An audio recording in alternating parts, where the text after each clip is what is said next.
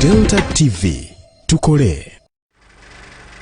The Almighty is above all of us. I wish everybody well. Byebyo ebigambo bya Afande Muhammad Kirumira byasembezaayo ku mukutu gwe ogwa Facebook. Abadde bamugoberera mubadde ndowooza mubira bulungi ezadde ssaawa 11:05 n'apostinga ebigambo ebyo. The Almighty is above all of us. I wish everybody well. Ebivunulwa nti Katonda ali waggulu waffe ffenna. Era mwenna oba njagaliza buli omu okubeera obulungi. Byebigambo ebyasembye ssaawa 11:05 zaagenze okwera ssaawa 2:30 amawulire ne gatandika okusaasaana nti abadde eyali DPC w'e Buyende ASP Muhammad Kirumira akubiddwa amasasi n'omukyala abamu gwe bagamba nti yabadde muganda we. Ebyasoose okufuluma nti yabadde mukyala we tegabadde mawulire matuufu. Yabaddemu n'omukyala omulala ekitebeezebwa nti yabadde muganda we. Programu eno tugireese okutunuulira olugendo lwa ASP Muhammad Kirumira we twogerera nga mugenzi. Ennaku z'omwezi sizijjukira bulungi naye yasembayo okunkyalirako wano ndoza programu ena mwagiraba. Namukyaza ne Musumba Moses Solomon Male ensonga ze twayogera, ze yayogera, ze baayogera, zonna mwaziwulira. Naye kyennyamiza ndooza n'emyezi teginnaweera 3 nga kati we twogerera Afande Muhammad Kirumira mukwano gw'abangi mwoyo gwa ggwanga ng'essaawa eno eyiye baavuunise dda. Twaga tutunuulire olugendo lwe ebadde bimukwatako n'ebisingaawo. Security y'eggwanga oba ebyokwerinda tubiteeke ku spotlight. Omukulembeze w'eggwanga ab'ebyokwerinda bavaayo buli kaseera ne bakola press releases ne boogerako eri ab'amawulire ne bagamba nti ebyokwerinda biri ggulugulu, embeera eri bulindaala, nti ebyokwerinda babikutte kannabwala era ebyokwerinda bitambula bulungi. Tubadde tukyaligwa ndiga kuwalampa nnyumba embwa n'emekete mmwanyi. Tubadde tukyali kubya ebiteeberezebwa nti ababaka Robert Kyagulanyi Ssentamu Zaake n'abalala baatulugunyizibwa. Wayise embale ate Muhammad Kirumira n'akubibwa amasasi kumpi mu ngeri y'emu mu bantu nga bwe tuzze tubiraba. Afande Felix Kawes, Major General Kigundo eyali baba mama Fiina, abasiraamu ab'enjawulo, Ibrahim Abiriga abaddeyo akasembayo yali MP wa Arua Municipality.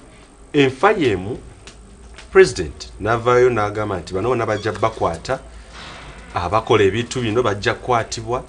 Measures ne zivaayo ne ziteekebwawo tetulaba kigenda mu maaso. Ekibuuzo kiri nti Uganda egenda wa as far as ebyokwerinda they are concerned. Mu studios ngenda kubeera n'omuntu si wanjawulo nina ensonga lwaki era gwendeese ne dress code nja kusuubira nti simanyi nyinza okuba nerabidde naye nadde njagala nyambala eddala nga bwe twayambala ku lunaku olwo show wetu bwe yaliwo nga tukola na Afande Muhammad Kirumira. Byonna byayogera tugenda kuba tubitunuulira tumanye ebimu byayogera alinga yali yeeragulako okubanga nti bino bijja kumutuukako. N'obubaka bwe yasembye okupostinga ku mukutu gwe bulagira ddala nti alinga yabadde ategeddeko kuba ssaawa 11 ssaawa 2 n'akubibwa amasasi kiraga nti kiringa kyabadde ategeddeko. Nze Moses Wamala nga bulijjo program tugenda kubanga tutunuulira olugendo lwa Afande abadde ASP eyali DPC w'e Buyende Muhammad Kirumira mukwano gw'abangi mwoyo gwa ggwanga azzaayogera ensonga nga bwe ziri. Azzaayogera kawukuumi mu byokwerinda okusingira ddala poliisi ng'agamba ye wafiidde ng'agamba ye yali yakookola ne poliisi erimu General Kale Kaihura erimu Nixon n'abantu abalala. Tuzze tumanyidde mu bintu bingi nnyo okugobaganya ababbi mu region ez'enjawulo. Nansana bwe yali akyatwala poliisi yaayo ebitundu ebiriranyeyo bonna ng'akubulira omubbi ali mu National Housing, akubulira omubbi ali ennakulabye ennamuŋŋoona bw'atyo n'agenda ng'akyusibwa bw'atyo twamulaba nga addayo okusoma. Byonna tugenda bitunuulira naye nga sinagenda maaso kasooka ensabe Musumba Moses Solomon Male agenda okubanga atumenyeramenyera mu bino ebigenda mu maaso mu ggwanga. Lwaki muleeta abaddewo kumpi regime eno we yajjira wonna so ye muntu omutuufu azze abiraba ebintu byonna nti ate n'ekirala muntu asumuseko mu myaka atusingako so bintu binyali informed about ebintu bino byonna ebigenda maaso saako n'okuwa ekifaananyi yeddoboozi lye n'endowooza ye bino byonna ebigenda maaso mu ggwanga abirowoozaako ki Musumba sijja gamba nti nsanyusa okulaba leero olwaleero sinza nakukyasa mukama nti nsanyusa okukula wadde nkisizaamu sooka obuuze kubakula ku Delta TV oba oyogereko nabo then tugende mu maaso Musumba abatulaba era nga mutuwuliriza ku Delta TV mukama yeebazibwe kyannaku nti tuli wano okukola programu eno osanga birala byandibaddewo kituufu naye ng'omuntu alumira eggwanga ng'omuntu alaba ebigenda mu maaso mpulira amaziga mu nda yange mpulira ennaku mu nda yange ti abantu bangi bagenda bafa kati ate so betumanyiiko be batono naye nga bangi nnyo out there abatalina ddoboozi battibwa kituufu nnyo batulugunyizibwa basibibwa bakolebwako ebikolobero nga tewali na muntu n'omu agenda kuvaayo kuboogerera those innocent souls abantu abo bannuma bingi ebize bibaawo mu ggwanga lyaffe era ono bw'agamba nti ndi muntu mutuufu okubeera wano ekyamazima kiri nti ku myaka gye nnina ndabye regimes nga ntegeera ziri si ssatu nalaba eya President Amin awo nali nvubuka actually we yaviirako nali ndi muvubuka nendaba eyalule nze omu ku beekalakasa n'olule nowak ne batukubamu amasasi ku State Square era omuvubuka omwe yafa eyattibwa yali muti nakitegeera luvannyuma nga maze okuwasa mukyala wange nti yali muto wa musanji wange kyambadde ali South Africa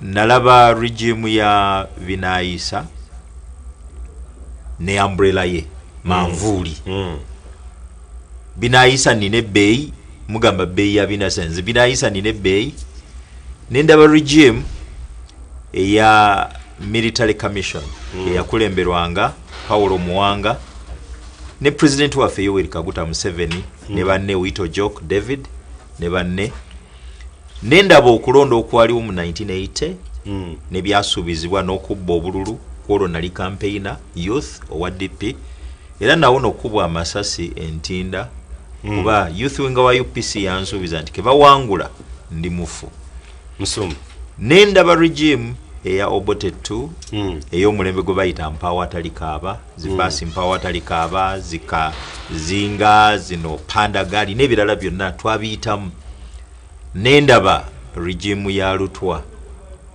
ey'emyezi nga 6 okuva July nga 27 1985 okutuuka January nga 26 1986 then nendaba nentandika okulaba regime eno gyetwalinamu essuubi lyonna eyatusuubiza a fundamental change eyatusuubiza nti not a mere change of guard a revolution fundamental change nfukyukakyuka sinzigu ne tusuubizibwa ebintu bingi actually ffe tusuubidde ne tusuubira waliwo we twatuuka ne tutandika okuba ku diminishing expectation essuubi Musumba lyakugwamu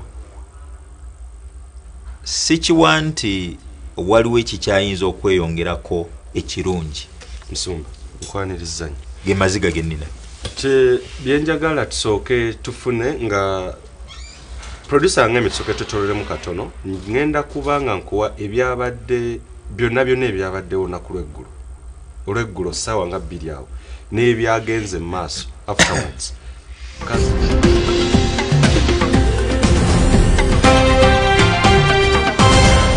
Delta TV tukole tukwaniriza ku Ketu ejjudde bakasitoma ba Ketu mwenna kati musobola okugula Airtel Ketu sim card ngeri ku namba 07 ku siringi 2000 zokka ky'olina okukola kwe kuleeta bino wammanga. Ndagamu nti ey'eggwanga ate ng'ekyaliko eri ggwe munnayuganda. Ndagamu nti y'ababundabunda eri abo abanoonyi b'obubudamu. Passport eri abagwira olwo olyoke owandiisibwa okufuna layini empya eri ku nnamba 0708. Tewakyali akkirizibwa kugula oba kuwandiisa layini ku lw'omuntu omulala yenna. Nyumirwa empeereza nga voice, internet edduka ng'ekizungirizi n'enkola ya Airtel Money ku mukutu gaggadde. Okwosaako kukola tuni oluyimba lw'obwakabaka bwa Buganda ku bwereere eri bakasitoma bonna abali ku Airtel K2. K2 ewagiddwa Airtel, the smartphone network.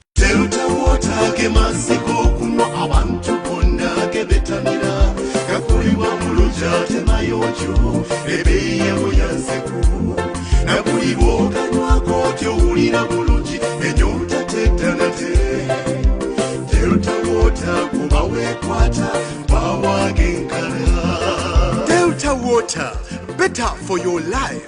Noti musanvu satu noti, tano, noti noti, tano, noti noti. Apeta spiced curry powder kakolebwa Castle scent of spices ebusega kalina akawoowo kawoomesa enva kalina eddekende. Apeta spiced curry powder awa envaazo ekinogezi. Apeta spiced curry powder ke kanzaali akaliko kasangibwa mu maduuka gonna ne mu supermarkets. Bw'olya enva ezirimu akanzaali kano olya n'osolobeza. Essimu noti 780 372 418 oba noti 7 noti 4 4 979. Apeta spiced curry powder. Ebinzaali tukwaniriza ku K2 ejjudde. Bakasitoma ba K2 mwenna kati musobola okugula Airtel K2 sim card ng'eri ku nnamba 0708 ku siringi 2000 zokka. Ky'olina okukola kwe kuleeta bino wammanga. Ndagamu nti ey'eggwanga ate ng'ekyaliko eri ggwe munnayuganda. Ndagamu nti y'ababundabunda eri abo abanoonyi b'obubudamu. Passport eri abagwira olwo olyoke owandiisibwa okufuna layini empya eri ku nnamba 0708. Tewakyali akkirizibwa kugula oba kuwandiisa layini ku lw'omuntu omulala yenna. Nyumirwa empeereza nga voice, internet edduka ng'ekizungirizi n'enkola ya Airtel Money ku mukutu gaggadde. Okwosaako kukola tuni oluyimba lw'obwakabaka bwa Buganda ku bwereere eri bakasitoma bonna abali ku Airtel K2. K2 ewagiddwa Airtel, the smartphone network.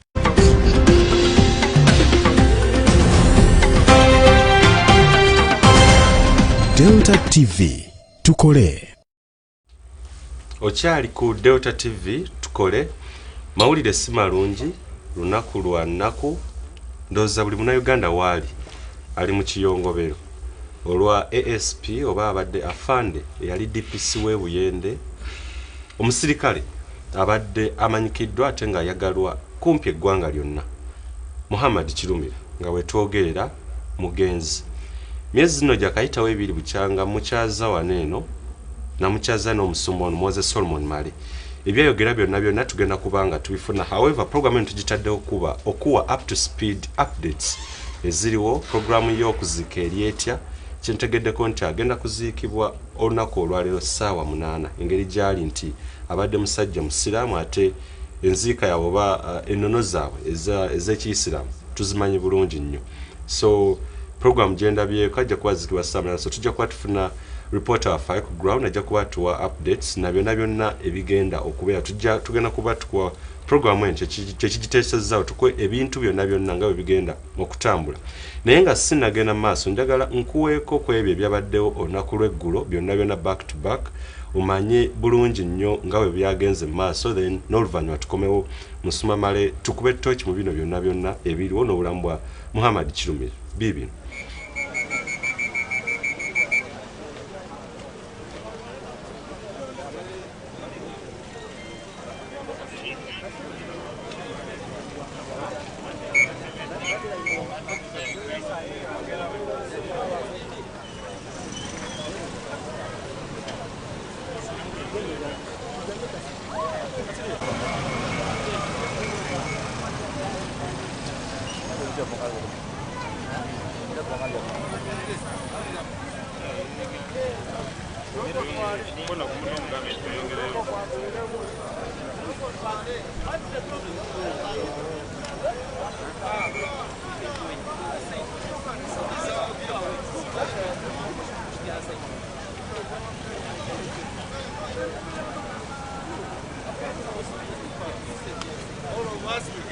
Apart from experts, let's get out.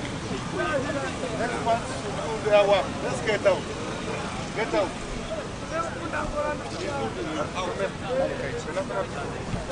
Experts only. Experts only. Let's get out.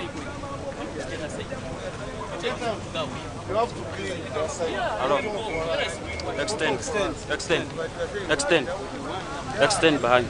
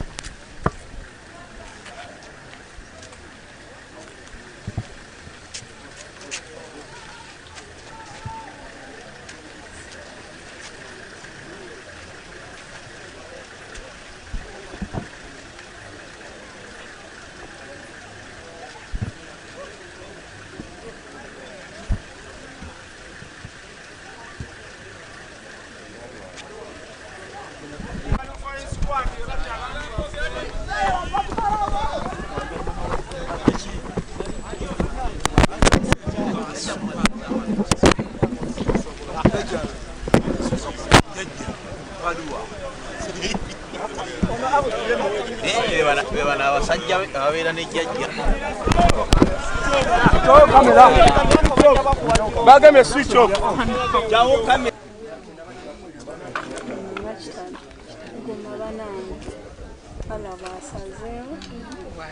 Mungu bwageze sangu bulamu bwandibaddewo naye Katonda mwebaza olwokuba nti afudde yekka abadde atera okutambula ne banne naye abaddemu ebifadde ffe tetumutegedde gwabadde naye Uganda gwabadde naye badde bamaze okwawuka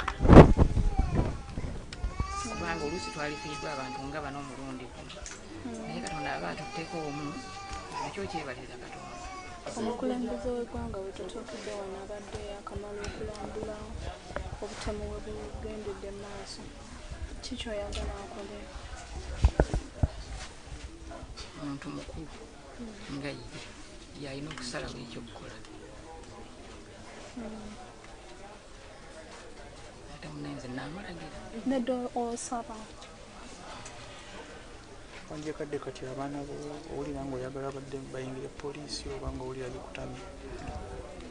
Abantu bangi nga bagikooye n'abatali bange abadde bagyenyumirizaamu ku lulwe. Ekyo kye kibadde kiddirira. Ana bwasazeewo. Ala bwatugeredde yarabbi. Zibadde zikyajja. Tubadde tetulina gwe tulaba.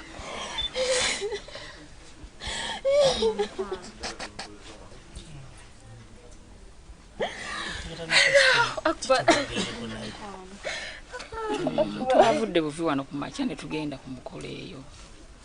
Nze nandekayo n'agenda ku mukolo omulala kati abadde dda.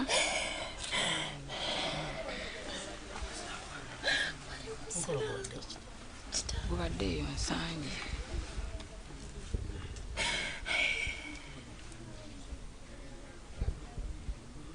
Kaseera kano kyoyinza okutegeera gavumenti mu mwana wa ttiimu. Kati gavumenti ngigambe ki? Ngigambe ki? Yo yeemanyi. Yo yeemanyi oli abadde mukozi waayo kati oba afudde be bamanyi ekiddako.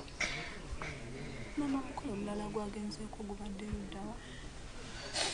Ku lw'entebe eyo. Naye nagwo gubadde gwakwanjula era nga baamuyise.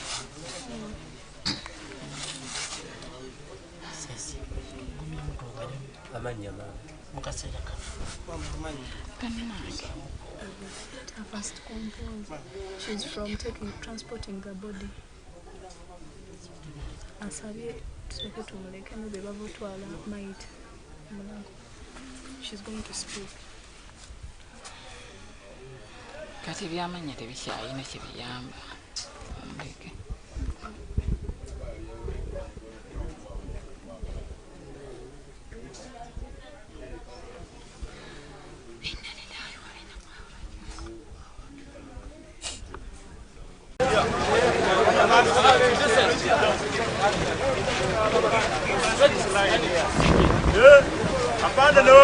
toba naye tulina okulwanirira amazima ekyo kyowe ekiri wadde amazima gassa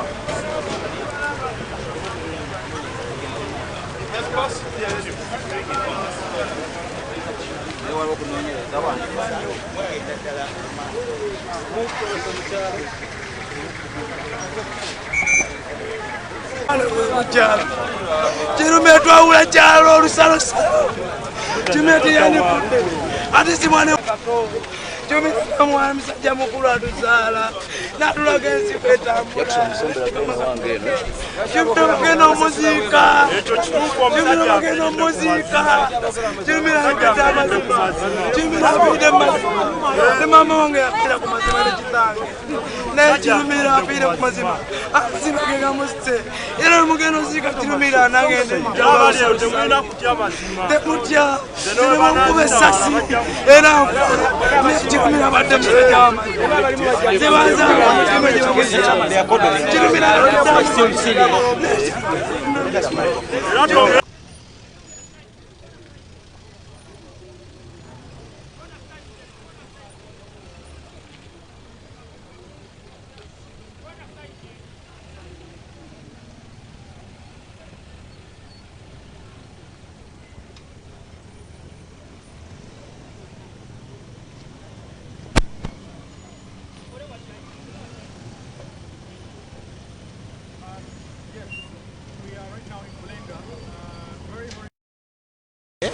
nasooka owa poliisi ku siini ate nga owa poliisi yandi batasooka munnamawulire naamusangawo ekitegete naye ate owa poliisi olusanga nga namawulire akola omulimu gwe batandise bakuba masasi bakubamu tiyaggasi kulabana embeera gye bakolamu olaba nga omulimu gwabwe ddala ddala gwe batwala nti gwa bbeeyi ate ogwa bannamawulire batwala nti si gwa mugaso kuba ate nnamawulire natuuka ku siini akwata ekiriwa kiwereza eggwanga ate ye gootawaanya gwomukuba kati nnamawulire omu bwamukubye oba bamukubye biki oba bicupa oba bitiyaggaasi ali bubi kati ogwo omusango bagenda kuguteeka kwani poliisi eruddewo okutuuka ate kyewuunyisa n'omulwadde yennyininyini gwe bakubye amasasi gwe tubeera naye mu kitundu mwe tuwangaalira kyewuunyisa nnaku nnyo okulira nti mayinja 3 bamutwalidde mu takisi ni keesi otutuuka mu ddwaliro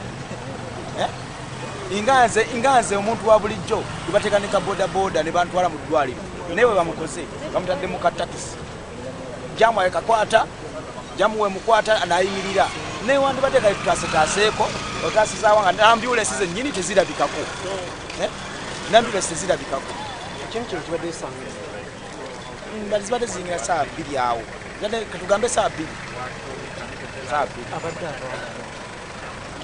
abadde ava eno ngadde eno abana kandooza abadde adda nawakaawula kuba adavana mukolo naye badde nekanzu ye ngalaga musajja wabuvunanyizibwa era nga musajja omukulu ayitwa ku mikolo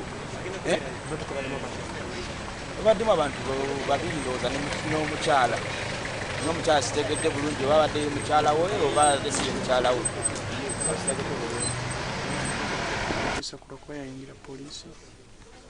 nejjusa kubanga singa yasigala mu kusomesa osanga yali badde akyali naye ate okugira kwa Katonda nawe asobola Katonda yali badde ayinza omutwalira bwabanga egyo emyaka gye yamugerera okufiirako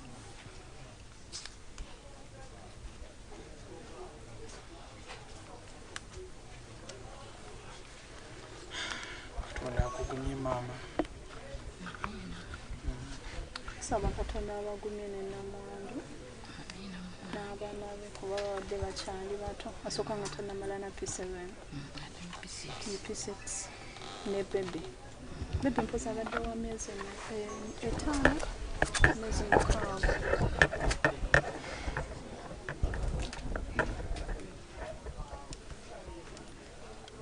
bona wambali bameka bali bana bemanyika mama ategeddeko programu y'okuziika tetunaba kukimanya okuziikibwa mpambire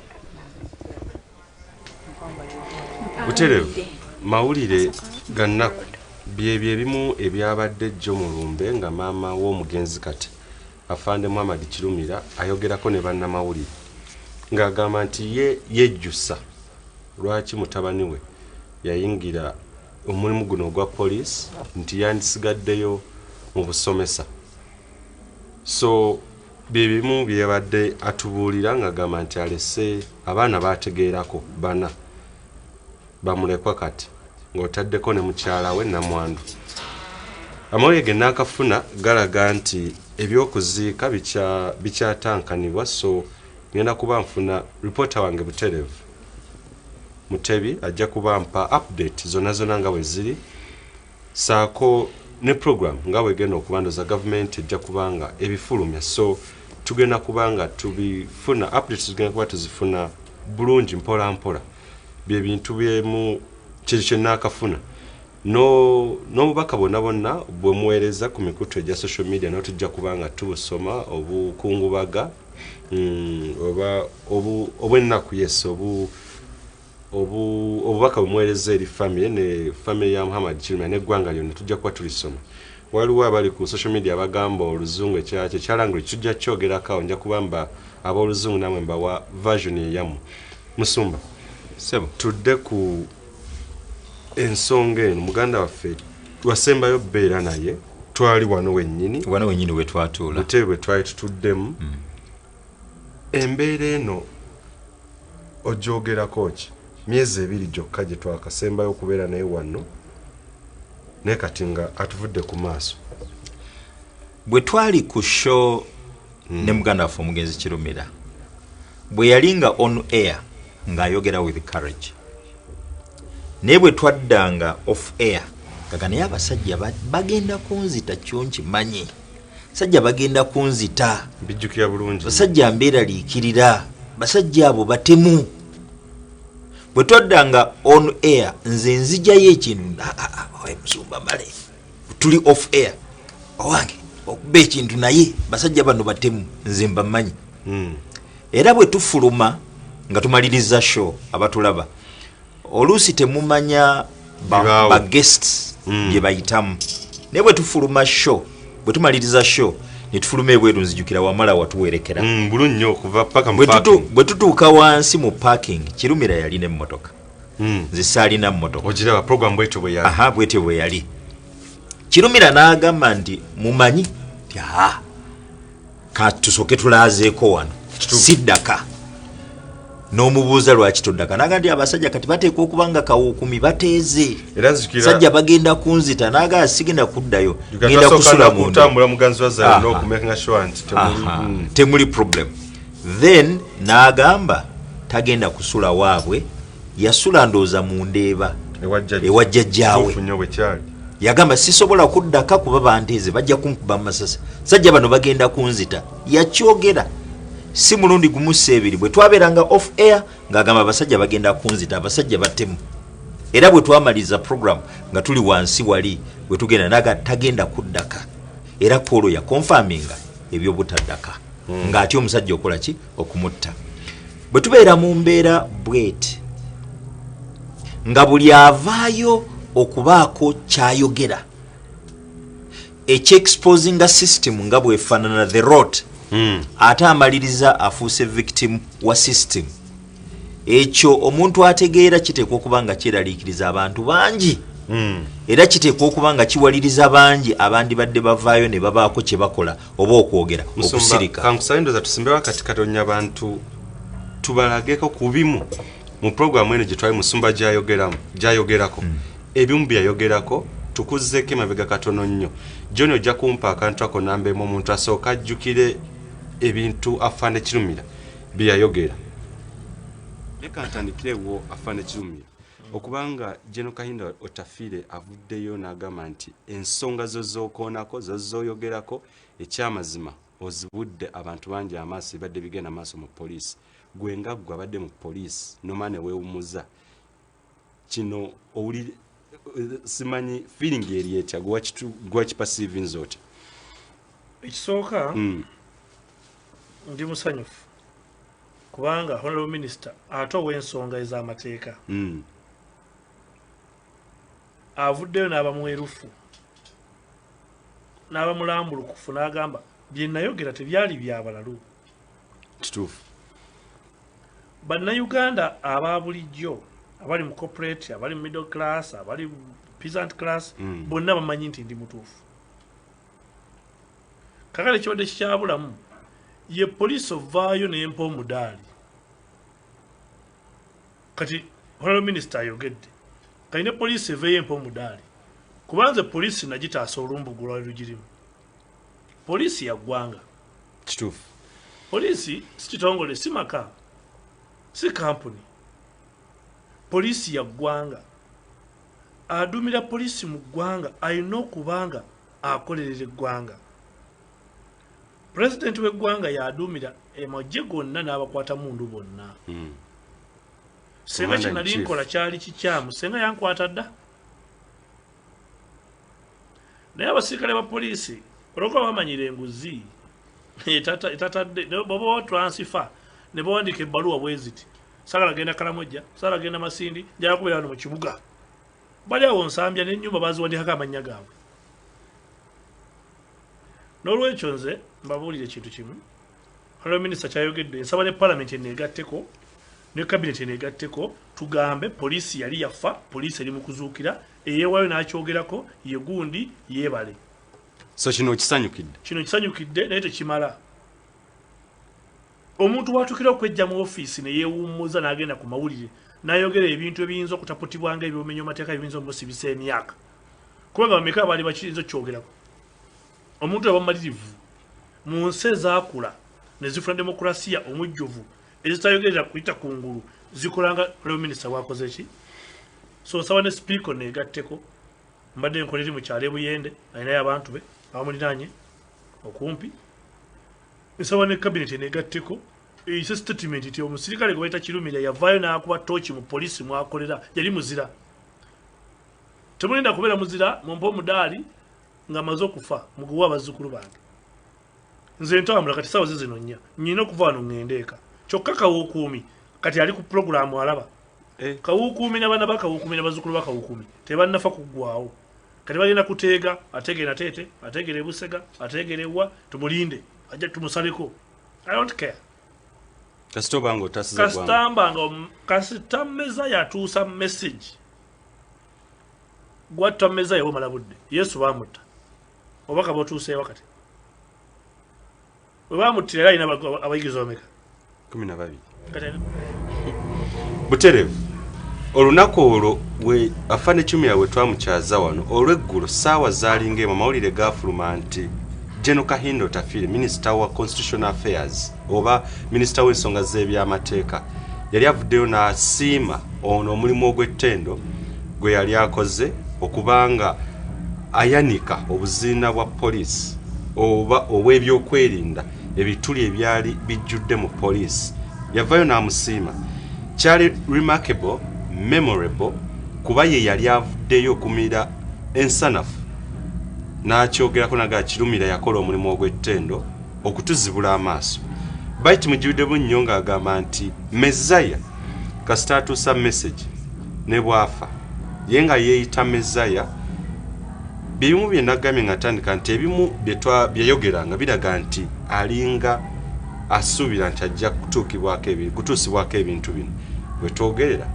Mezaya tetukyamulira yagamba nti Kawukuumi ali ku programu kati alaba banninze Busega banninzeewa banzite era decision nga Musomale bwe yagenda nti yagikola naga sijja kuddayo ewaka bayinza okuba abasajja banteezi who knew oba who knows osanga olunaku olwo lwandibadde ate olufuuka ennaku z'omwezi ez'eggulu Musumba sebo Mezaya nga Afande kati omugenzi bwe yakyogera obubaka bwatuuka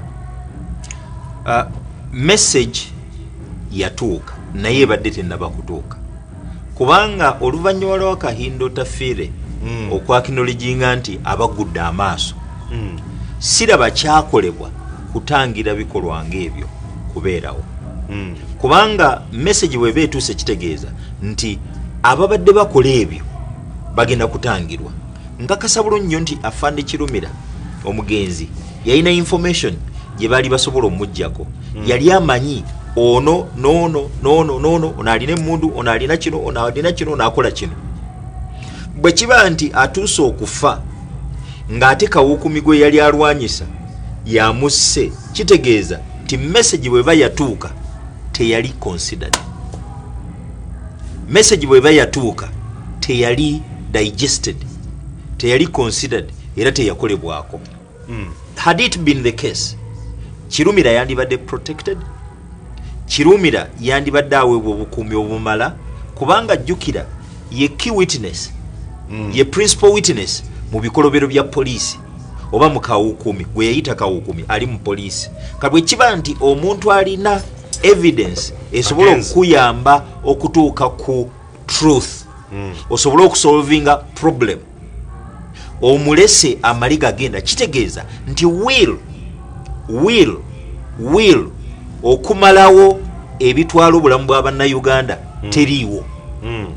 Era kiba kitegeeza nti entrenched mafia, entrenched criminals mu system bali more powerful than abo abalwanyisa ebikolobero. Yayogerera ku kya mafia, nzijukira bulungi nnyo. Tukakase ebigambo byayogera byogamba nti mafia groups z'amaanyi nnyo. Kino kikakasiza ddala nti ebigambo byayogera nti mafiaism oba bamafia bamaanyi nnyo osinga bavaayo okwogera. Mafia bwebeera nga eri within the state machinery eyebanzibu nnyo, kubanga mafia eri within the state machinery, state yeyandibadde erwanyisa mafia ng'ali outside the state. Naye bwe kiba nti state ate erimu mafia, awo bintu bibeera complicated, kubanga tomanyi na wakuloopa, tomanyi na wakubuulira. Kubanga Kirumira ayinza okuba nga be yabuulira ebimu ku bintu ate yabuuliranga Kawuukumi, ate probably ebimu n'abyesigaliza. Musumba kali kanziremu ebintu bino byazaayogera, oyinza okwesanga ate ekitegeeza message ebadde ng'egenda awantu awakyamu, nga message egenda ku bantu abakyamu ne bagandi naye omusajja ono kati ategeka kino tumukoledde ki, kati ategeka kino tumukoledde ki, kati alina bwino ono, kati alina kino tumukoledde ki. Omanyi eggwanga bwe liba livunze kiba kya nnaku nnyo, ate system bweba decayed, bweba rotten, ekyo kiba kizibu nnyo. Weesanga nti n'abantu abandibadde bavaayo okwesiga system bajje ba volunteering information atuuka ku point nagandi Kirumira bwe yavaayo he paid a price with his life. Bwe naavaayo nengenda into harm's way n'akola ntya kansirike kino. Nzijukira ekibuzo kirala kyewamubuuza, the change of the IGPs oba abakulembera police from Kaihura to Ochola.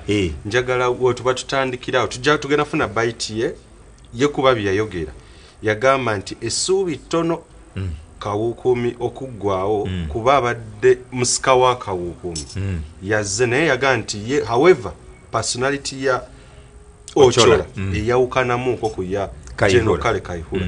Omulungi akyala Delta TV awe tugenda otandikira ku Kawuukumi, okulwanyisa Kawuukumi, biki byayogerako kuba yavaayo nayanika Kawuukumi mu police. Tugenda kuba tudda nga tuvuddeko Mulango Katonyo, naye ngenda kuba nkufuna ne reporter wange Mike Mutebi atuwe ekiriwo update eziriwo eri mu Lumbeka kati essaawa eno, naye tova ku Delta TV nkyali Moses Wamala Moses Solomon Male katukomewo.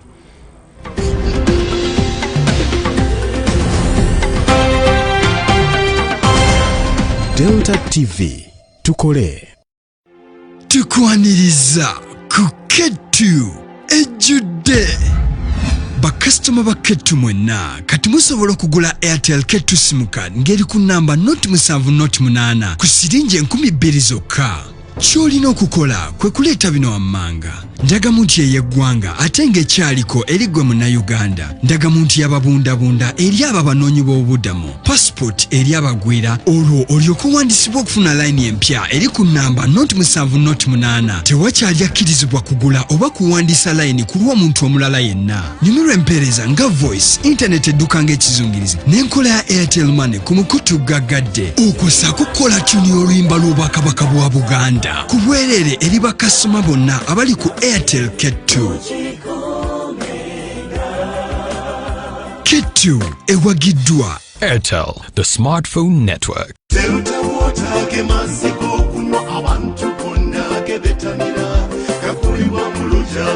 kyokyo ebeeyago yanseku nakulibookanywa tyowulira bulungi enyota tetanate Delta Water kuba weekwata bawagenkana Delta Water, better for your life.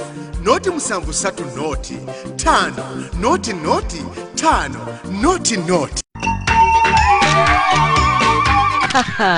Wabula City Bridals eri luno era gwe omugole anoonya ekyokwambala ku mbaga yo lekerawo okuzunga anti ku luno yaleese sitooka omupya yaleese gowns eza Cinderella gowns eza fitting gowns ezijjayo emibiri emirungi gowns eza pure white nga kuneno kwe yatadde ne changing dresses eza katonya ate nga alina n'engoye z'emperekeze ez'omulembe nnyo jjukira nti bw'opangisayo gown akateteyi ka flower girl kabeera kabwereere ebbeeyi ebeera yakuteesa ate era ng'osobola n'okusasula mpola mpola alina n'emmotoka z'abagole ezipangisibwa nga kuno kwogatta n'ebyokwewunda byonna ebijja okuyamba okubeera ng'onyumira ddala ku mukolo gwo City Bridals ali Kamukamu Plaza Kwentebe Road edduka namba GF34 mukubire ku ssimu noti 752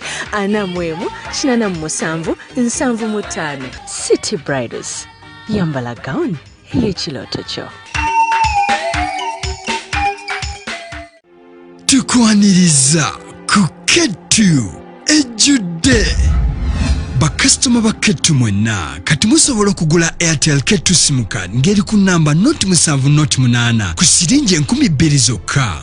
Kyolina okukola kwe kuleeta bino wammanga ndagamuntu y'eggwanga ate ng'ekyaliko eri gwe Munnayuganda ndagamuntu y'ababundabunda eri abo abanoonyi b'obubudamu passport eri abagwira olwo olyoka owandiisibwa okufuna layini empya eri ku namba 7 tewakyali akkirizibwa kugula oba kuwandiisa layini ku lw'omuntu omulala yenna nyumirwa empeereza nga voice internet edduka ng'ekizungirizi n'enkola ya Airtel Money ku mukutu gaggadde okwosaako kukola tuni oluyimba lw'obwakabaka bwa Buganda ku bwereere eri bakasitoma bonna abali ku Airtel Ketu. Ketu ewagiddwa Airtel, the smartphone network. Weekend eno ku Delta TV. Kalavu kafa katon sabatuka kume fembi tukalele ng'omwana omuwere tukazazike mu bugoye nga teri yakasunguwa abantu bambi tubagambe tibebi wafa umuddeko oyo mukyala Nalongo Nampima Juliet ayina waaka ng'akakasa abantu nti ddala yabasinga wabula bambi ne Ssalongo Daniel Walusimbi naye yayongedde okoonamu ng'ayita mu kayimba Nalongo oli survivor tomala gagenda olaba ompangudde n'ondeeta eno oli survivor.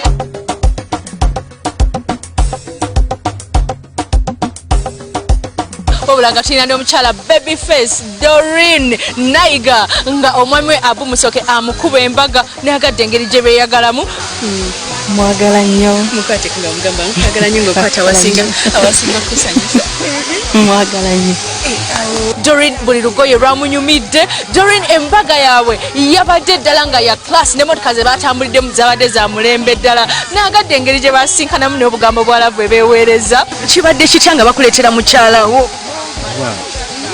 olwekyo tasobola nakunyonyola naye nga kyo kibadde kirungi sisoose mulaba lwakatimba naye nga mbadde munoonya olugize nemulaba ate we tunaddayo eri endejje ewa Nalongo ayina waaka Nampima Juliet bannange Nalongo bwe yafulumye mu kidaala yakoze buli kakodya kakasa Ssalongo ayitwaniriza omwana omuwala oyo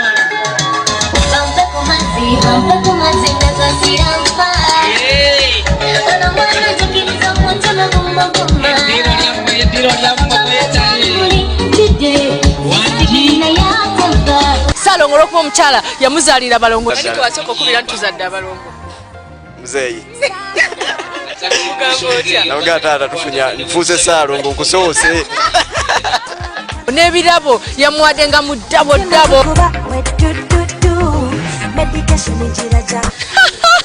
Nalongo yanyumye nnyo byonna tulusa mu programu y'okwanjula n'embaga ku Sande ne saa zigenda kwera 10 mpaka emu wano ku Delta TV tukole nange Sharita mazima wangu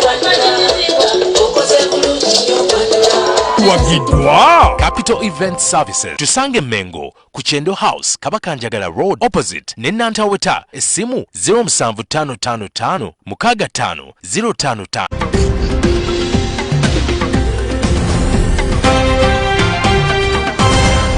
Delta TV tukole. Eso buterevu nkulisaayo nnyo mu bulango bwa Kamafoobo naye tukyagenda maaso n'ensonga eri mu ggwanga eyenyamizza abantu emitima gyonna kati gibeewanise.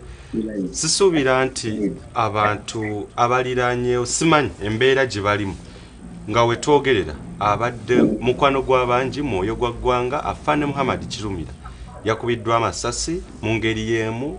Abantu ab'enjawulo be tuze tulabe batta ab'amaanyi mu ggwanga Ibrahimu Abiriga, Afande Felix Kawes, Major Kigundu n'abantu ab'enjawulo abazze bafa.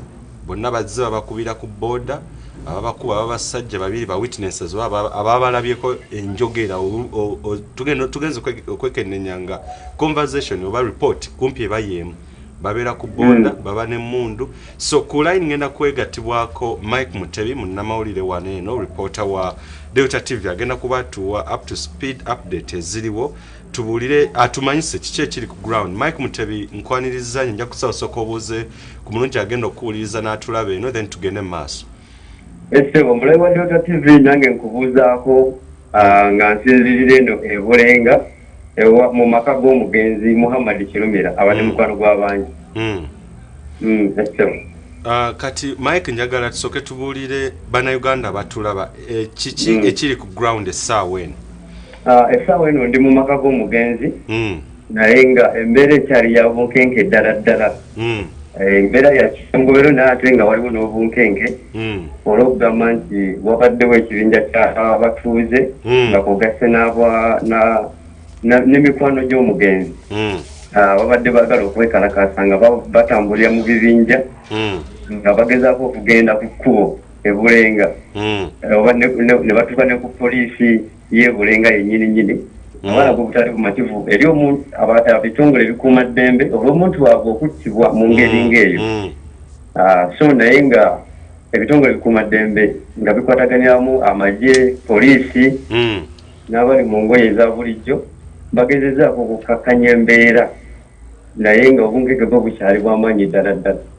Ebyokwerinda mu kitundu byo biri bitya by'ebyokwerinda? Ebyokwerinda by'amaanyi nnyo kubanga pato zirawuna zitambula zirawuna nga bwegambye nti amagye bano bayite bakamyufu nabo batambula balawuna okulaba nga tewali aleeta sagaliko naye nga embeera y'obunkenke bukyaliwo bw'amaanyi. Nesebo enteekateeka ez'okuziika oba ez'okuleeta omubiri gwa abadde DPC yali DPC w'Ebuyende Muhammad Kirumira zo ozitegeddeko sofa? Ntegeddeko nti abakuumaddembe n'abakulu abakwasaganya abakwatibwako ensonga batudde mu meeting ez'enjawulo okulaba nga bafuna ekyenkomeredde era enteekateeka eziri final tezinnafulumizibwa. Wabula kyentegeddeko nti essaawa yonna omubiri gw'omugenzi guleetebwa nga kyentegeddeko nti bayinza okuguleeta ne bagunaaliza bali ku muzikiti gw'ebulenga ng'ewama mafiina then oluvannyuma ne bamuleeta wano mu maka ge olwo bamuteeketeeka agende aziikibwe. Esebo empambire gyetegeddeko nti gyagenda okuziikibwa empambire. Esebo kozi n'ekintu simanyi oba waliwo ekintu kyonna kyewandyagadde munnayuganda omulala amanye kuba tujja kuddira maaso awo okuleka nga olinawo ekintu kyonna kyoyagala munnayuganda? Mpozi bw'oyogerako n'abantu waneeno mu maka g'omugenzi abakungubazi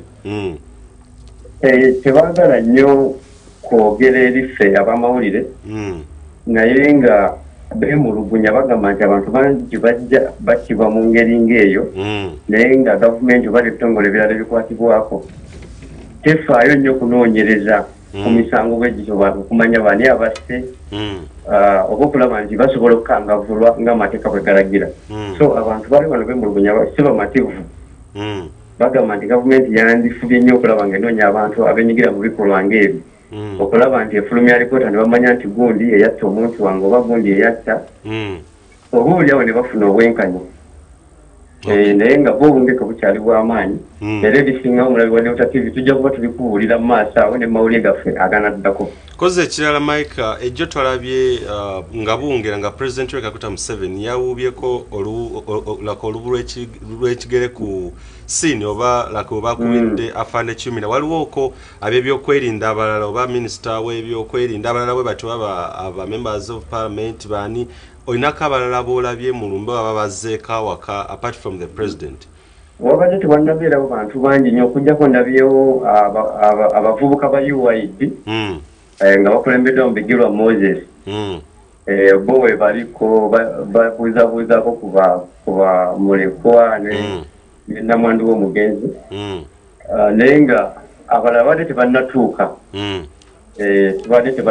naye ng'era embeera bali mu kiyongobero naye ng'ebisingako tujja kuba tubawa mu mawulire gaffe agaddako era n'ekigulo tujja kuba tukibategeeza. Very good. Nkweyanza nnyo kankuleka endowooza osigale ku mirimu gy'emitongo tujja kuba tukuddira in case of any update. Kale ssebo oyo ye munamawulire munnaffe wano Mike Mutebi nga abadde atuwa embeera nga bweri bwe twogera kati ground ebimu byayogedde aga nti embeera ekyali ya bunkenka abantu bakyali mu kutya mu kweraliikirira patrol oba deployment heavy deployment oba amagye ne security oba ebyokwerinda biri gulugulu nga kyatugambye kya nti byo ebyokuziika meeting oba olukiiko luteekeddwawo okusobola okulaba nga batema empenda okuzika kwa ssaawa mmeka bagenda kumuzika naye nga kyaŋŋambyeko nti ye kyawuliddeko agamba nti empambire gyayinza okuba nga gyagenda okuziikibwa sebirala byonna byonna naga nti abantu okuva ne bagamba nti badde bagenda nakwekalakasa nga bagamba nti kino kisusse abantu bajja battibwa gavumenti terina alipoota gyefulumya naye ng'atege mazima Ibrahim Abega bwe yattibwa tetunalaba alipoota evaayo eraga nti bano be baamutta ekyamussa kye kino tubaggalidde tubaguddeko emisango bwegiti Andrew Felix Kaweesi kyekimu abateeberezi bakwatibwa emisango giri mu kkooti alipoota tevangayo kulaga nti abaamutta be bano era ekituufu kyekino ekyamussa Meja Kigundu kyekimu enzita y'emu alipoota tevangayo naye ng'ate report ziva ebintu ebinjalo bivaayo president w'eggwanga ebintu bino bwe bigwawo ajja n'ayogerako eri eggwanga naga nti bano bagenda kwatibwa bagenda kuttibwa nzijukira ku Meja Kigundu ne Andrew Felix Kaweesi byavaayo oluvumo ne luga nti bano ba LD abaali bano abaali abajambula musomayendo ajja kuba banzijukiza bali ba ADF yes nga aga nti bali ba ADF so ebintu ebyenjawulo tuze tubiraba nga statements kumpi zezimu Joan Kagezi tomwogeddeeko Joan Kagezi kubanga oyo yattibwa ne director wa CID Grace Akulo amuvaako mabega kituufu so era ku scene of crime y'omu ku baasookawo nzijukira gundi bwe yali nga ndoza we twasembeyo kulaba Biriga yali ku budget reading olunaku nga president era agenda ku addressing eggwanga era olwamala okutibwa Biriga okuttibwa era president nave n'akola address mu parliament nga addressing ababaka teyakomooka n'akola address endala yali closed door wekijjidde wano mu kiseera ng'era agenda okuaddressinga eggwanga lyonna kubiri mu ggwanga olwaleero naye ekibuuzo omusoma kinjala osooka okubuuza ebintu byonna nga statements zivaayo zezimu president omu n'atuuka nga oba akozesa busunguzi n'embizi tugenda zikwata bano these are stupid people ebintu bino eno bannayuganda essuubi oli omu ku bannayuganda essuubi likyali okubanga statements zikoleddwa kumpi nga they are the same statements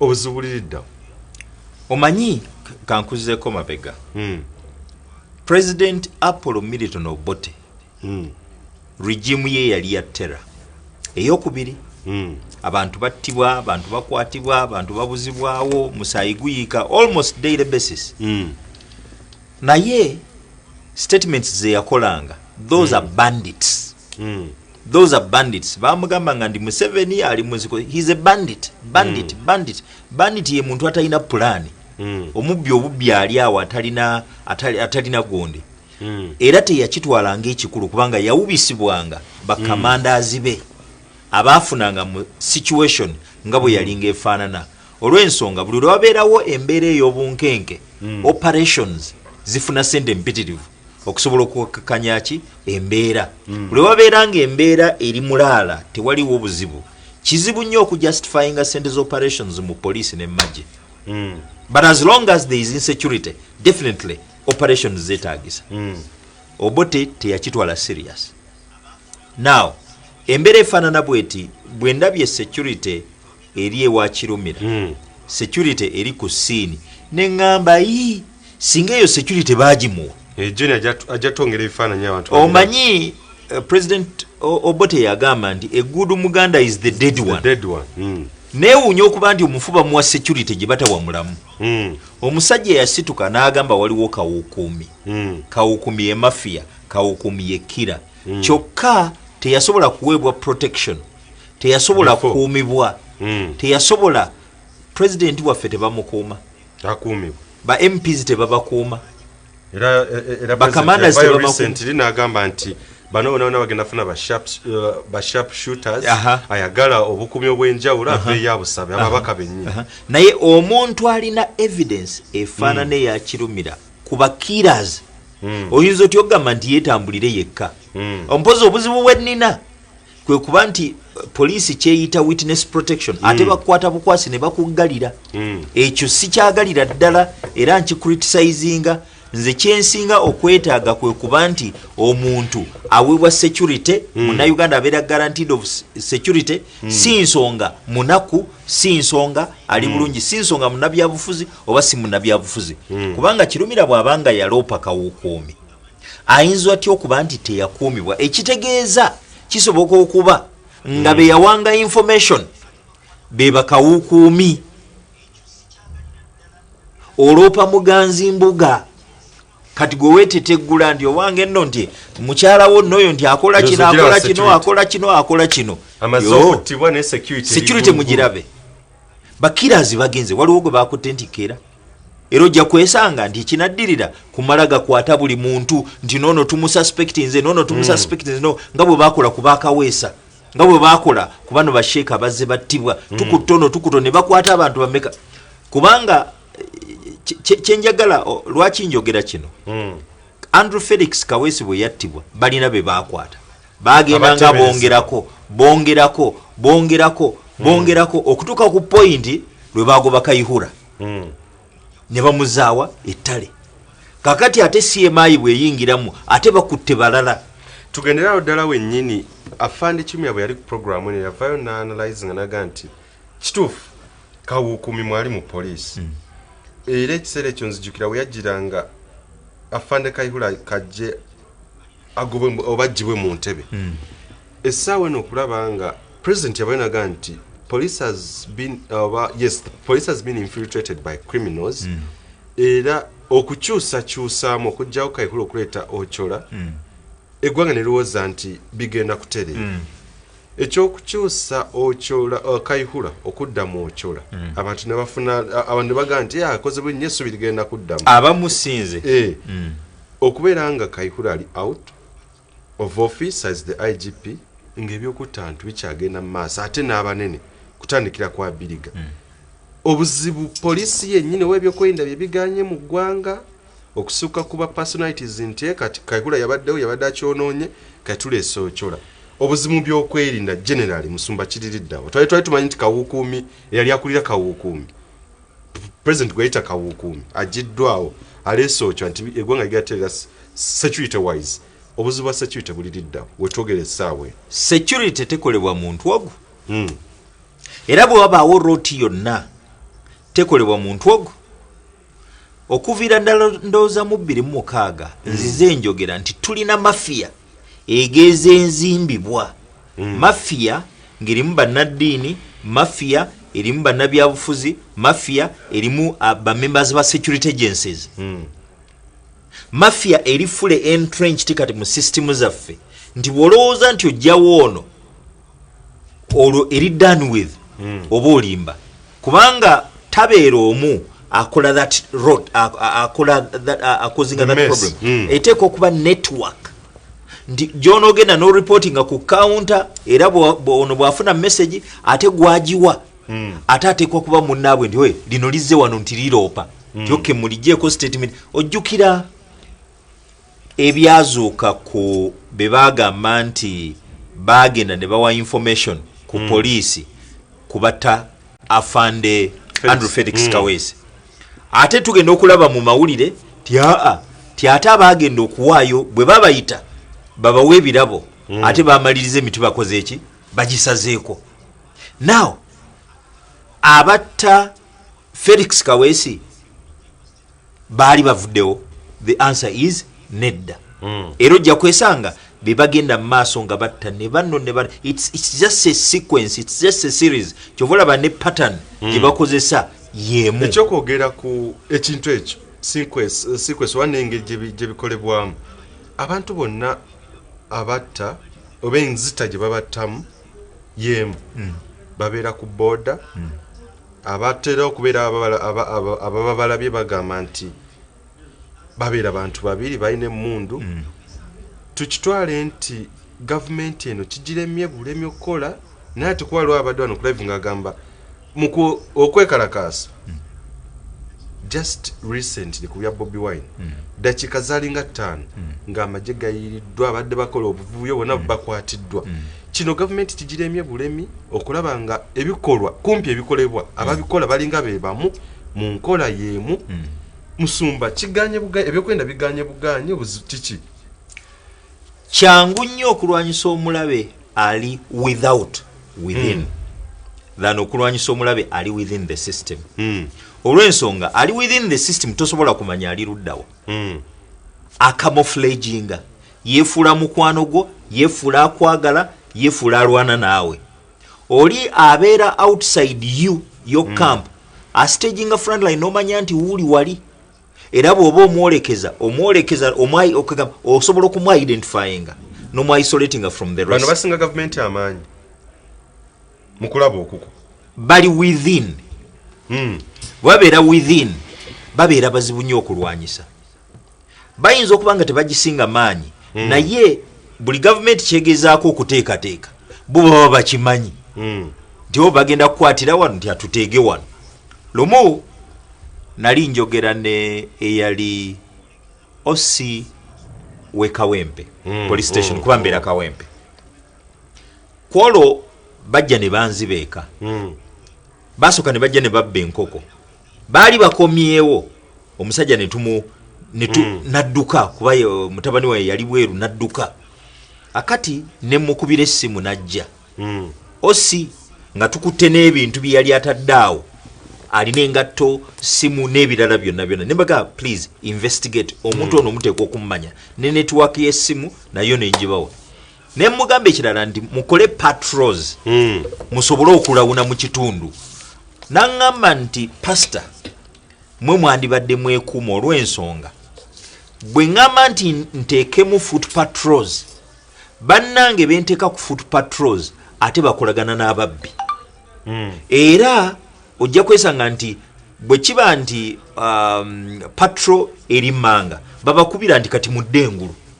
Bwe babeera engulu babagamba nti kati tuli engulu muddeewa mudde mmanga. Kati challenge eyo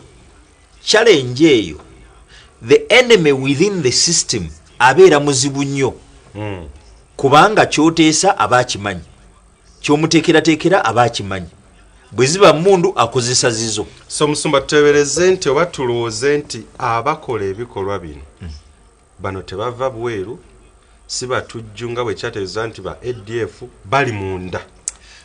Omuntu okummatiza nti bali bweru ekyo balirwawo. It is the system bwerwala. Zino ze symptoms ze tulaba nga oli asse tebasobola mukwata.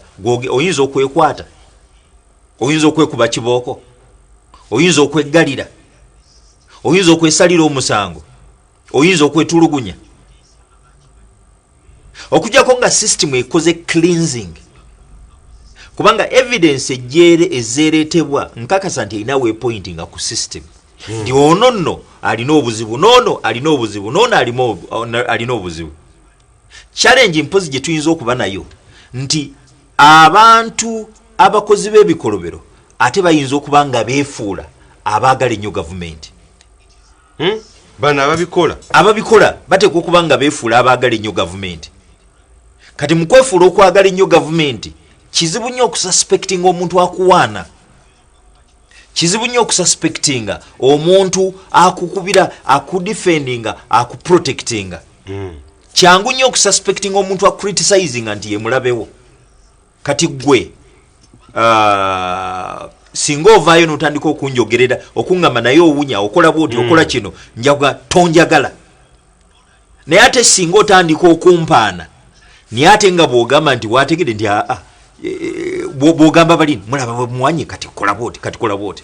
Wali ogenzeeko mu katale ogula ebintu n'osanga nga kibaagala okuguza kibi naye nga ono alinaanyeewo talina bwagamba nti kibi. Atandika okugamba bw'omugamba nti ngule emicungwa gino giwooma n'agiwaana n'ogiwaana nnyo giwooma. Anti laba bw'alaba oli ng'atunudde eri nga giwooma gula giwooma. Kati bw'obeera keen and observant omanya nti ono andabula. Bw'otobeera keen and observant oba oguddeyo.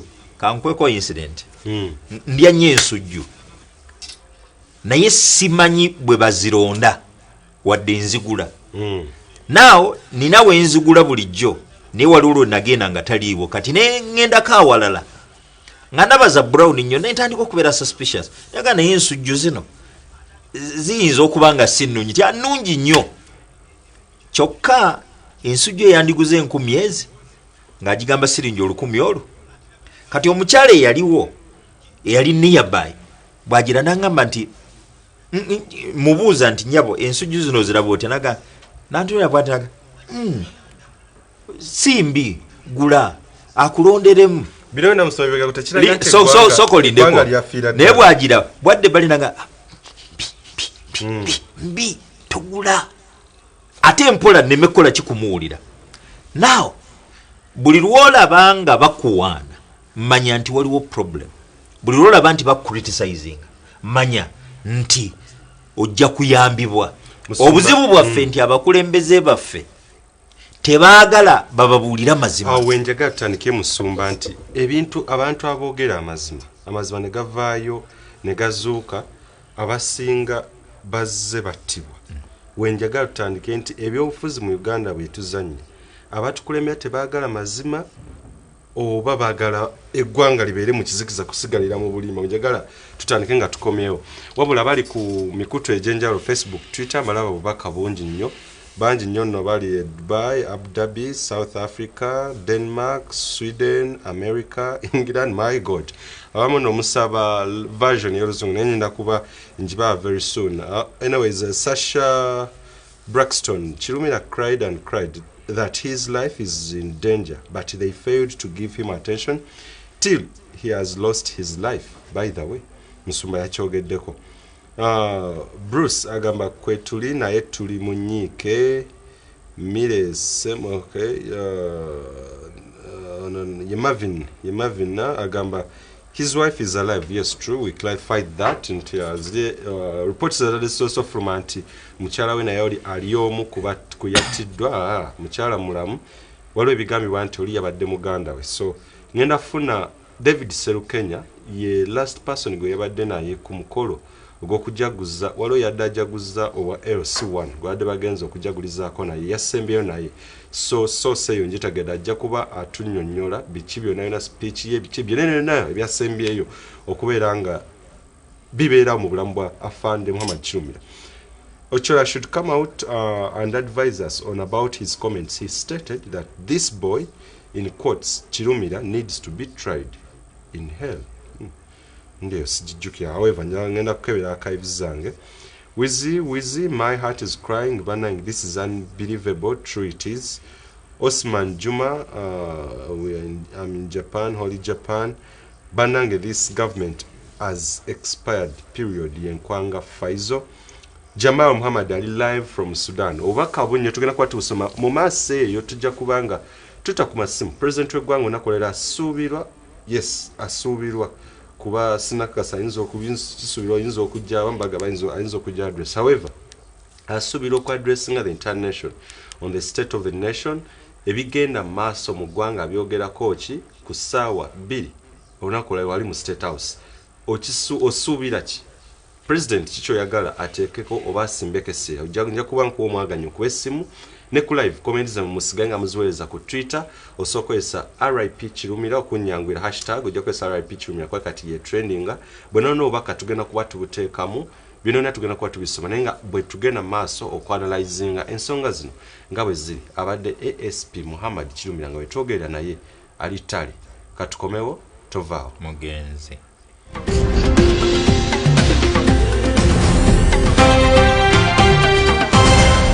Delta TV tukole tukwaniriza ku Ketu ejjudde bakasitoma ba Ketu mwenna kati musobola okugula Airtel Ketu sim card ngeri ku namba 0708 ku siringi 2,000 zokka. Kyolina okukola kwe kuleeta bino wammanga ndagamuntu yeyeggwanga ate ng'ekyaliko erigwe Munnayuganda, ndagamuntu y'ababundabunda eri abo abanoonyi b'obubuddamu, passport eri abagwira, olwo olyoka owandiisibwa okufuna layini empya eri ku namba 0708 tewakyali akkirizibwa kugula oba kuwandiisa layini ku lw'omuntu omulala yenna. Nyumirwa empeereza nga voice, internet edduka ng'ekizungirizi n'enkola ya Airtel Money ku mukutu gaggadde okwosaako kukola tuni oluyimba lw'obwakabaka bwa Buganda ku bwereere eri bakasitoma bonna abali ku Airtel Ketu. Ketu ewagiddwa Airtel, the smartphone network.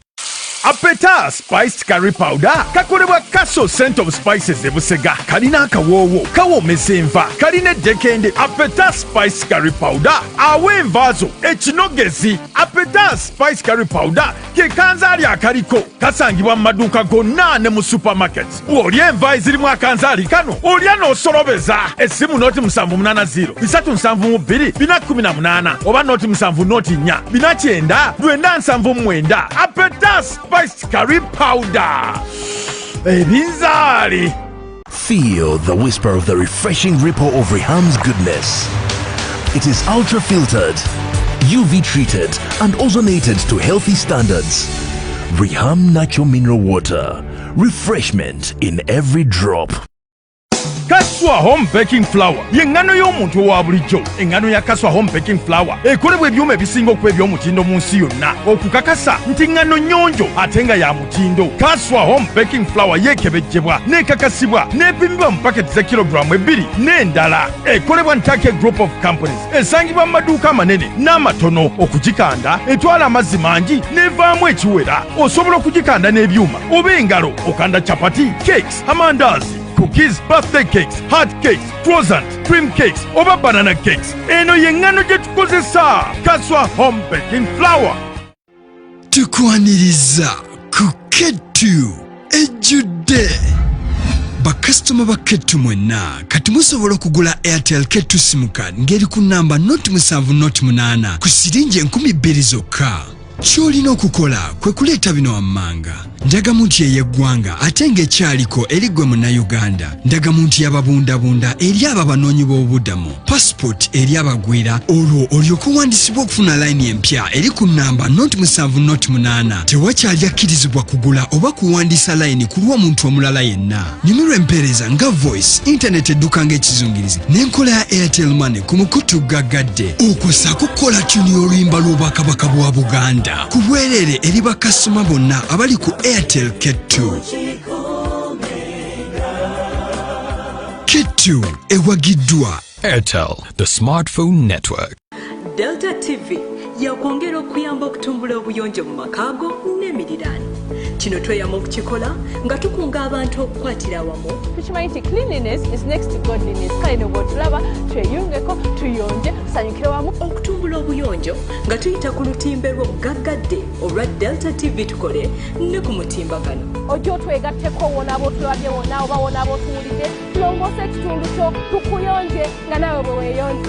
Nga tuyita mu nteekateeka yaffe ya Delta TV to Fire Project tugamba nti Delta TV tukole naye toyinza kukola nga wakolera wakyafu.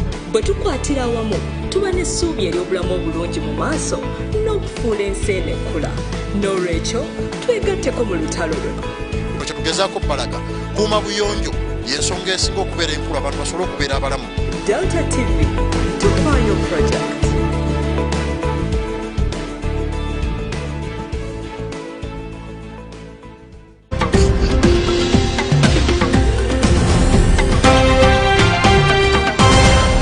Delta TV tukole.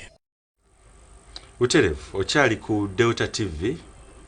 Eddoboozi olwaliro modern tone the modern the tone ejja kubeera ndooza ebeeraawo olw'ensonga nti emitima ffenna asembyeyo okubeera ne Kirumira simanyi y'omutima kati bwe gumuli naye nze yasembayo naye emyezi 2 mabega nga ninaye wano wennyini mu studios natidde n'otulo twannemye okufuna olw'ensonga nti abadde mukwano gwange nnyo ng'ate ovuddeko ne kwekyo nti adde muna Uganda munnange nasembayo okugenda Afande Kirumira ennaku zomwe zaali 19 August nga njagala abeeko byatangaza ku by'okutulugunya ababaka ebiteeberezebwa okubanga ababaka Robert Kyagulanyi Ssentamu ne Zaake baatulugunyizibwa.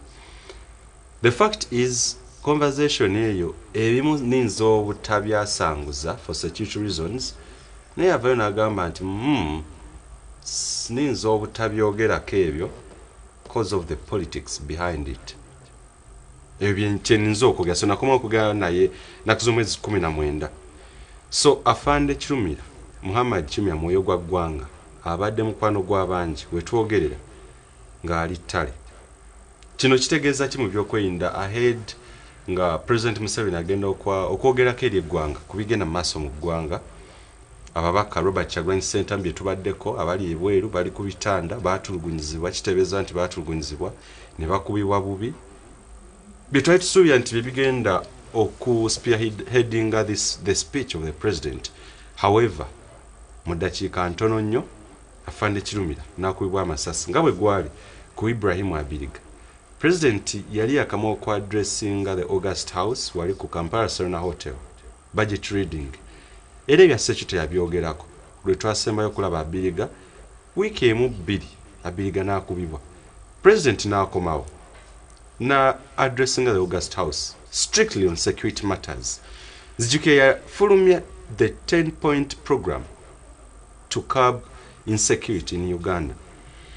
Ebyasingira ddala yagamba nti bagenda kukola ekisoboka nga babodaboda bonna bafuna electronic number plates oba number plate eziri digital nti nga olaba safe border taxify yaabo Uber number plate ziriko a number eri different from the other number plate oba helmet kyebagenda okukola nti era kino kyali kijja kukolebwa omuntu yennyini avuga border at a cost of the driver oba nnyini border.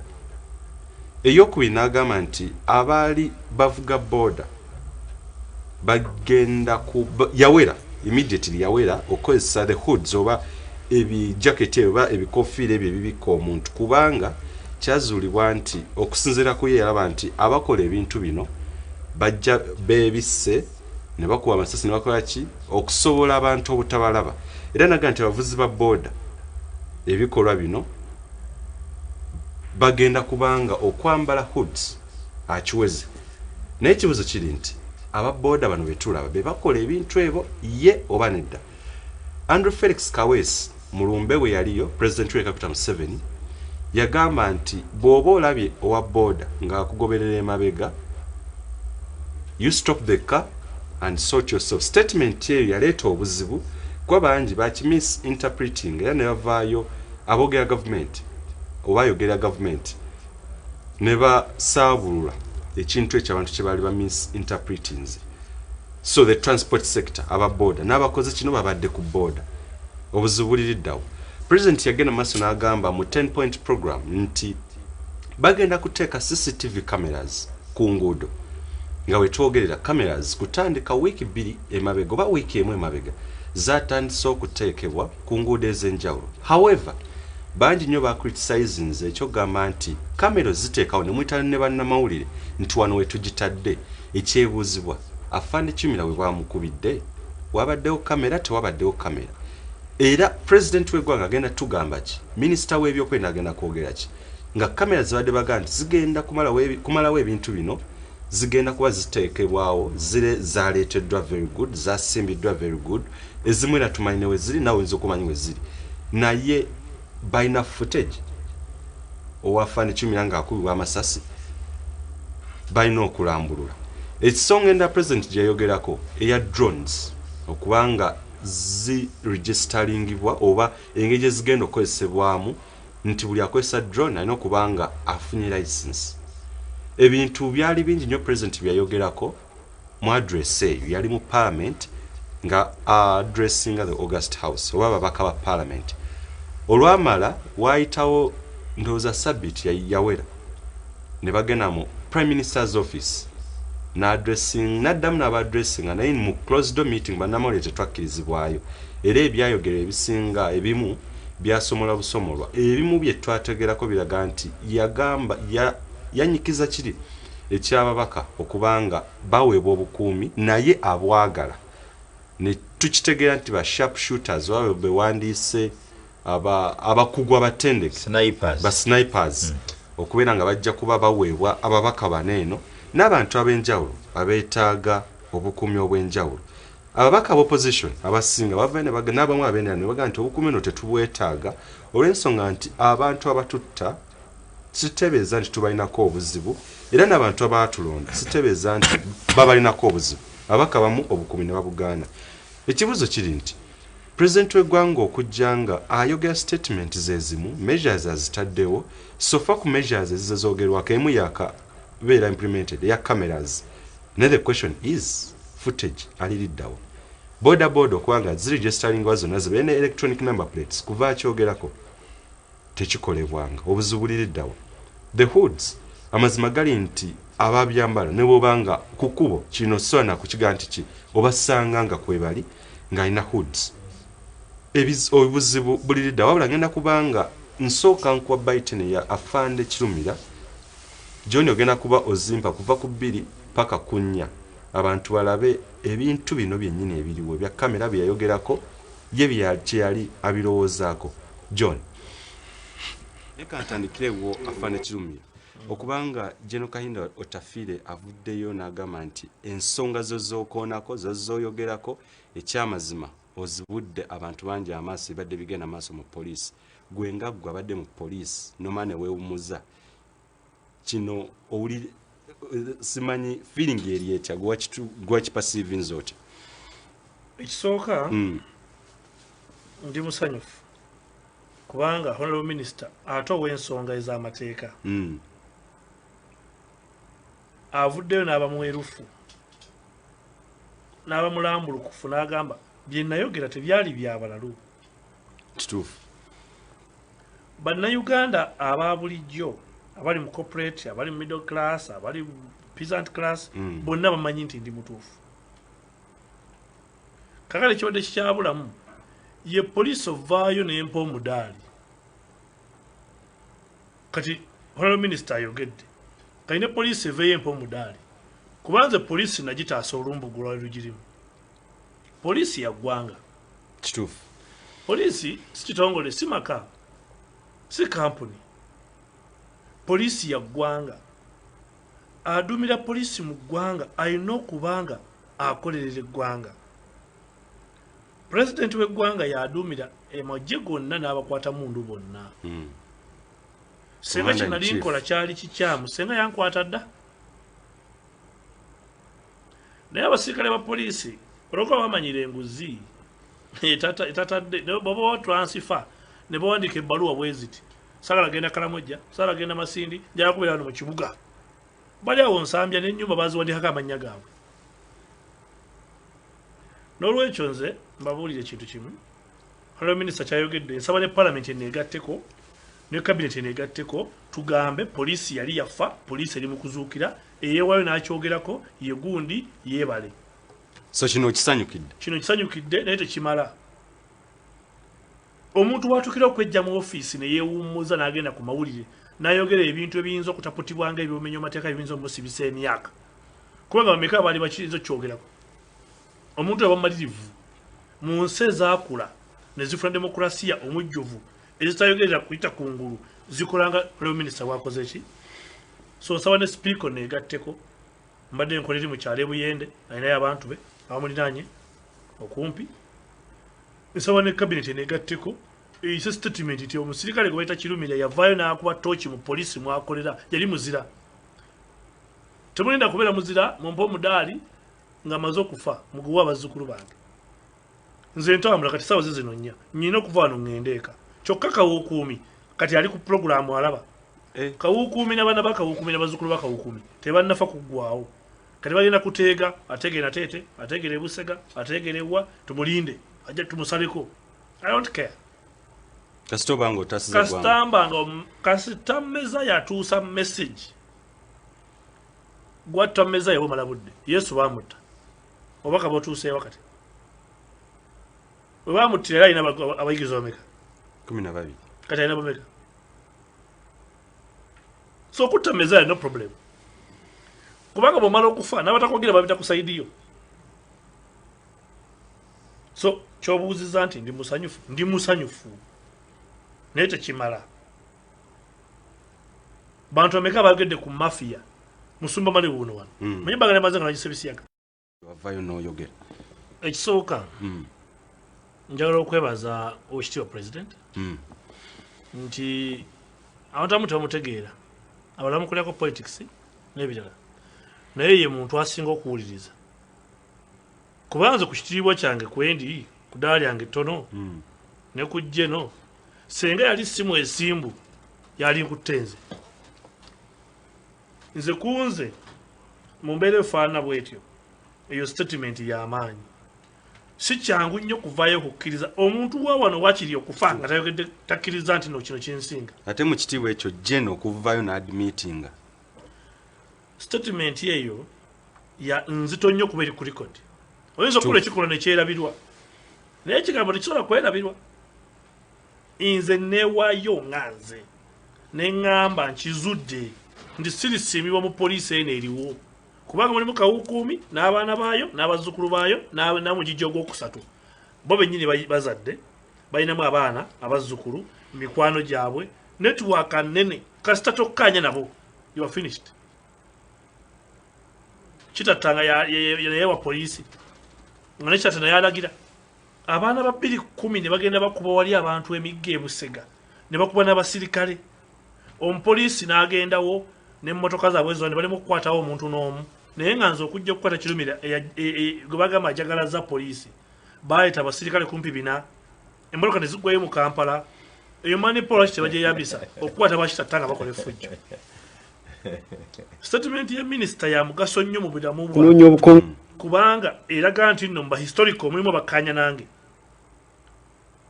n'olwekyo abalala bonna abakkiriranya manipolo yonna yajja okukwata Kirumira ewa Kirumira yali egenderedde ki kwolwo poliisi yali ezze kukwata Kirumira ku lwaki banga baali banyiiza abakulu olinga yali agenda okuwamba eggwanga ne bantwala mu kkooti ne bansomera emisango nti nabba Rolex eyosinje 3 banteeka emisango 28 bo bennyini egifaananga bo gye bazza enguzi wala enguzi ya siringi 5 enguzi wala enguzi ya siringi 6 banoonya buli kantu weewuunya emisango egyo sedisi egikolako egyo emisango Kayihura yatula wansi n'abayaye emikwano gye ne bampanirako emisango egyo ne bagiteeka mu kkooti yaabwe tegigenze wa DPP ne bagamba akosa buli ofiisi ogumusango n'ogenda wa DPP corruption gwa DPP tocha gwa DPP ne bateeka emisango nga bagigenda mu kkooti ya bulijjo bajja babuuza obuzuugizi ne basala bateeka emisango egyo mu kkooti ya poliisi IGP alagira bakunoonyerezaako ate ye mwennyini alagira bagenda n'okuvunaana kangaroo court ate ne bakukusinga olivuna era wejojulira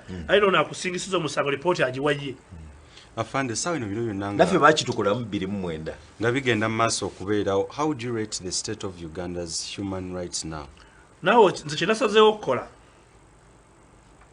kwe kujjukira nti nali nalufeenya ekyali kisinga obye nalufeenya si muntu mutulugunya namutemako bigere nedda wabula omuntu omukwatira mu kibuga bayona gye baba bamusanze ne bamuvuga paka nalufeenya ate damukuwulizaganya n'abantu be paka abantu bakola ennyimbe abantu ne baziika nga baziika ne bakola olumbe ne baalya ne bagawayi omuntu waffe yazaawa babaddeyo kye bayita okuzaawa omuntu omutwala ne bamubuliza ddala n'abeera emyezi musanvu nyina aba victims nakozeewo kibiina kiyitibwa Nalufenya Torture Survivors Association nga gwakikulira nze chairman wakyo sikubaho kalulu siriko nti ate bisanja byampeddeko tate nkaddiye nze nkitandise mala kufaana ekyoka kikyusibwa obukulembeze sitegeza bw'ofanga nakyo kisaana awo nga basooka bayirondamu tolina bw'oŋŋamba nti ate onnondera mu kibiina ekyange kinetandikiddewo oluka democracy aliriddawo awo tewali kubanga ino initiative yange kiringa bw'onoogamba mwami ntakke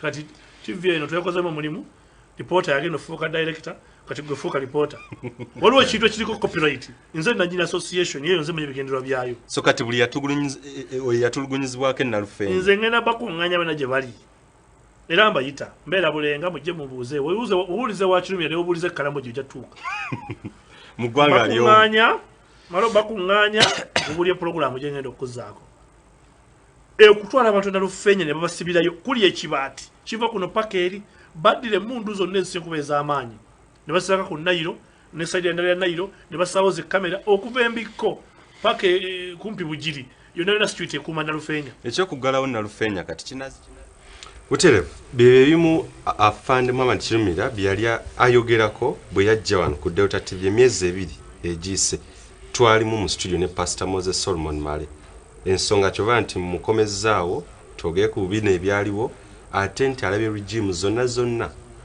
ezisinga nga wali alaba so byonna kyobalaba nti muntu agwanidde nze kunze ne production team yankulaba nga togerezanya ku nsonga zino Musumba sebo Afande omuwidde bulungi nnyo muwidde byogerako era olimu obijjukira tugende ku measures President Museveni zazaateekawo ng'agazigenda kumalawo obumenyi bw'amateeka bano abantu bagenda kukwatibwa tusookere ku kya cameras omwezi guno naguli nga guggwako kamera moye government zireeteddwa era zigenda kusimbibwa mu bitundu ebyenjawulo waliwo abadde wano ku live ng'era akubuuza ekibuuzo nti I saw too much darkness at the place where the late Kirumira was gunned down from.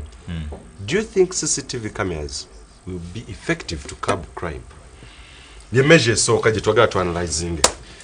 Akati mulimu ebintu ebyogerwa probably kusanyusa busanyusa abantu oba kutiisa butiisa abantu nzijukira ku mulembe gw'obote 2 baateekangawo zi road blocks okugira okutangira abayeekera naye nga bakwata abantu abatalina musango ne babajja mu zibaasi mu zitaxis mu biroole abatambula ne babattira ne ku road blocks abajjukira Mpooma walinga road block Mukono road block ne wali ku Spear Motors walinga road block fenga tuva okusoma Jinja Road au Spear Motors gwanga lyonna nga libunye road blocks naye ng'ekyamazima kiri bwe kiti abayeekera bayitanga ku road blocks ng'ebiwandiiko byabwe tebiriiko kamogo konna ba making sure their documents are right kivolaba ne President Museveni akyogera nti yavanga mu nsiko n'ayita mu system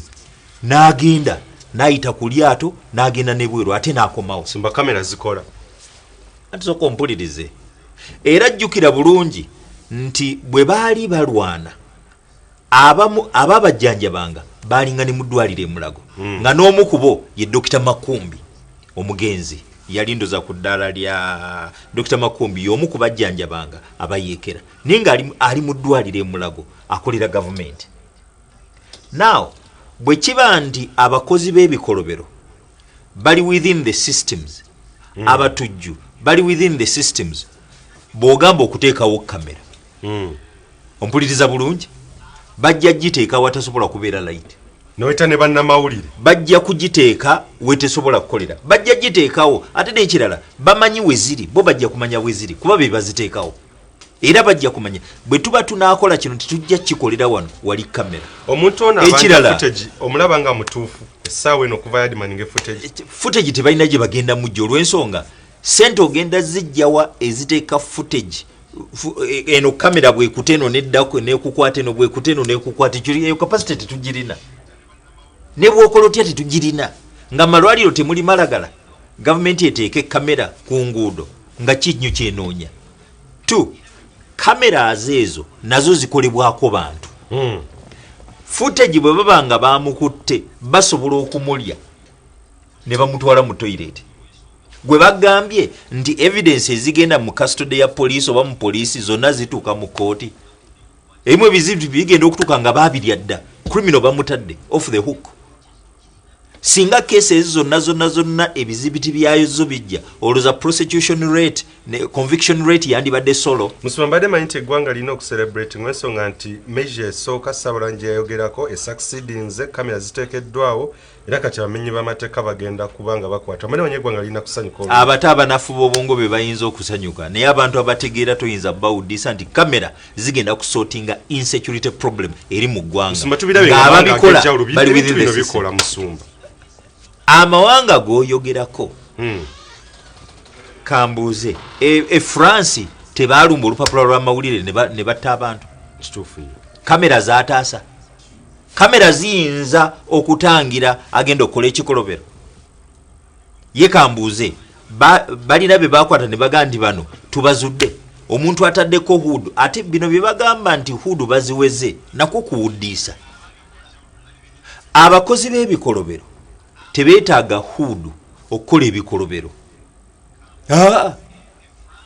bw'aba basobola okutambulira ku bodaboda yaabwe ne bamaliza ne batuuka bwe bagenda okukolera omupango gwabwe ne bateekako kye bateekako naye baba tebakitaddeeko kasita wabeera wanda cover ya darkness ekirala okugamba nti ababodaboda babawerere hudu zaabwe nze ndowooza okukuba kuwuddisa bantu n'okulowoozesa abantu nti ababodaboda be bamenyi b'amateeka era be bakozi b'ebikolobero esemeyo nga tetunagenda ku mbreka katono nnyo eya electronic number plates ekyo kyo kisobola okukola ku measures president eyogerako kumalawo insecurity mu ggwanga abaana basomye IT balina we babatadde nina okuseka kuba mulimu ebintu ebimu nga it's just jokes of the times electronic awuliriza baatugamba nti baregistering amasimu gaffe ne tuwaayo ndagamuntu ne batuwandiisa ndagamuntu olwaleero ndagamuntu ze baatuwandiikisa zikyusizza ki ku security situation twawandiisa amasimu ne bagamba atalina ndagamuntu esimu ye egenda kusalibwako ne batuuka ekiseera ne bazisalako obutujju oba obutemu bulekeddaawo ne bamaliriza njagala okulaga bino byonna ebyokuwuddisa bannayuganda abakozi b'ebikolobero abatujju tebali outside the system bo be ba architects ba bino byonna era be bagamba president nti omanyi kye tuba tukola nti tuleete kamera ate sente bazirye musumba katono nnyo nja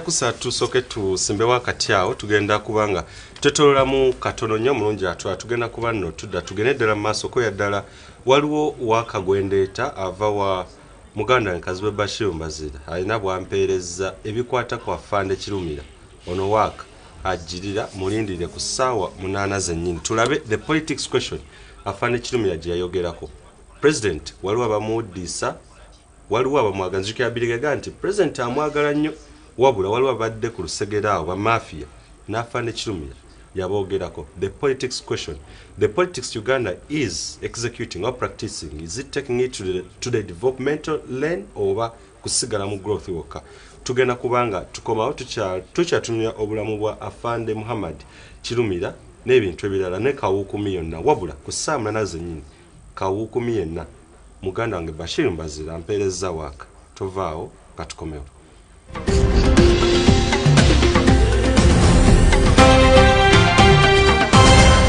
Delta TV tukole tukwaniriza ku Ketu ejjudde bakasitoma ba Ketu mwenna kati musobola okugula Airtel Ketu simu card ngeri ku namba 0708 ku siringi 2000 zokka ky'olina okukola kwe kuleeta bino wammanga.